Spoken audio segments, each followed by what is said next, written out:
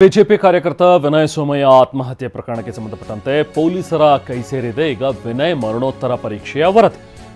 Post mortem report ಅಲ್ಲಿ ಏನು ಹೇಳಿದೆ ಹಾಗಾದ್ರೆ? ಹೆಣ್ಣೂರು ಪೊಲೀಸರು ಮರಣೋತ್ತರ ಪರೀಕ್ಷೆ ವರದಿಯನ್ನ ಈಗ ಕೈಗೆ ತಗೊಂಡಿದ್ದಾರೆ, ಪರಿಶೀಲನೆ ಮಾಡ್ತಾ ಇದ್ದಾರೆ. ವಿನಯ್ ಸೋಮಯ್ಯ ಸಾವನ್ನಪ್ಪಿದ ಸಮಯ ಯಾವುದು, ಅದರ ನಿಖರ ಸಮಯ, ಮೃತದೇಹದ ಸ್ಥಿತಿ ಬಗ್ಗೆ ಪರಿಶೀಲನೆ ಮಾಡ್ತಾ ಇದ್ದಾರೆ. ಹಾಗೆ ವಾಟ್ಸಾಪ್ ಮೆಸೇಜ್, ಮೃತಪಟ್ಟ ಸಮಯದ ಬಗ್ಗೆ ಪರಿಶೀಲನೆಗಳಾಗ್ತಾ ಇದೆ. ಯಾಕಂದರೆ ವಾಟ್ಸಾಪಲ್ಲಿ ಅವರು ಮೆಸೇಜ್ ಮಾಡಿರೋದಕ್ಕೂ ಅವ್ರು ಆತ್ಮಹತ್ಯೆ ಮಾಡ್ಕೊಂಡಂಥ ಒಂದು ಟೈಮ್ಗೂ ತಾಳೆ ಆಗಬೇಕು.